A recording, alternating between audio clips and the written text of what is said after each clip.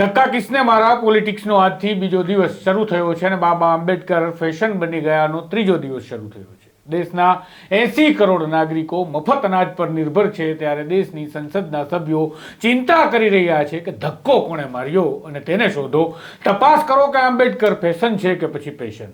બસ આજ આ દેશનું અંતિમ સત્ય છે કે લોકસભા રાજ્યસભામાં ચૂંટીને મોકલેલા આપણા જનપ્રતિનિધિઓ 5-10 રૂપિયામાં હાઈફાઈ બિરયાની ખાઈ અબજો રૂપિયાના આંધણ મૂકી દેશની ચિંતા કરવા સત્ર બોલાવે છે અને ત્યાં માત્ર ડિંડક કરે છે. રાહુલ ગાંધી અને વિપક્ષી દળ અમિત શાહના નિવેદન બાદ વિરોધમાં ઉતર્યા એકબીજાની સામે, તો સામે ભાજપે પણ સીનાજોરી કરી વિરોધના પ્રદર્શનની શરૂઆત કરી છે. આ બધું રસ્તા પર થાય તો કદાચ એક વખત ચલાવી પણ લઈએ, પણ હવે આ બધું લોકશાહીના સર્વોચ્ચ સ્થાન સંસદમાં થવા લાગ્યું છે. આરોપ અને આ દોષારોપની વચ્ચે શું ચાલી રહ્યું છે દેશની સંસદમાં તેની વાત કરીએ, કારણ કે સંસદ આપણી ચિંતા કરી રહ્યું છે. વૈષ્ણવજન તો તેને કહીએ જે પીડ પરાઈ જાના. નમસ્કાર, હું છું આપની સાથે તુષાર બસિયા. નવજીવન ન્યૂઝમાં આપનું સ્વાગત છે.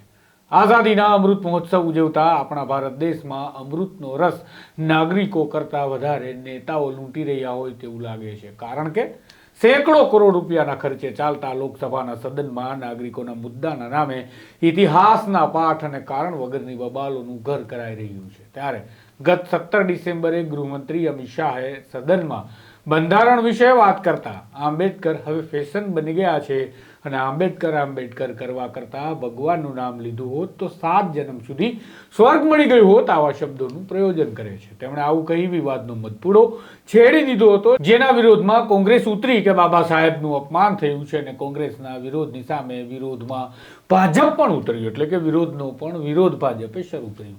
તમે ભાજપનું કહેવું છે કે આ ખોટી બબાલ થઈ રહી છે, કોંગ્રેસનું કહેવું છે બાબા સાહેબનું અપમાન ગૃહ મંત્રીએ સદનમાં કર્યું છે અને સંસદમાં નવી બબાલને જન્મ આપી દેવામાં આવ્યો.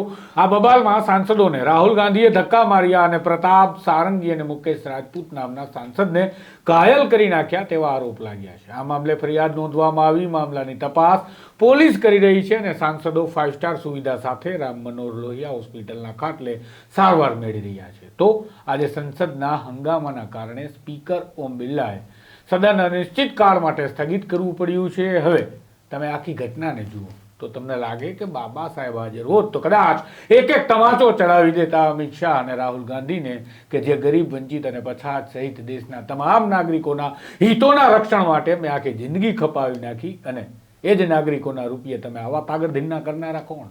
હા, તમે વિચારો, હિસાબ માંડો કે એક દિવસ રાજ્યસભા અને લોકસભા ચલાવવા કરોડો રૂપિયા, હજારો કર્મચારી અને અધિકારીઓની ફોજની જરૂર પડતી હોય છે અને આપણે ત્યાં બબાલ કરી 100 વર્ષ જૂની કે અમને બાબા સાહેબ ગમતા હતા અને તમને નહોતા ગમતા. સાલાઓ, તમને ગમતા હતા અને બીજાને નહોતા ગમતા તો કામ કરો સદનમાં. તમને એટલે બાબા સાહેબ ગમતા હતા માટે નથી બેસાડ્યા, એટલે બેસાડ્યા છે કે બાબા સાહેબના નામે નાગરિકોને માલિશ નહીં કરી તેમને બાબા સાહેબે આપેલા બંધારણથી ટ્રીટ કરો. અને તમને એટલા માટે બેસાડ્યા છે કે નાગરિકો માટે બાબા સાહેબે જે વિચાર સાથે હક, અધિકાર અને ન્યાયનું માળખું ઘડ્યું છે તેના આધારે નાગરિકોને સુખાકારી આપો.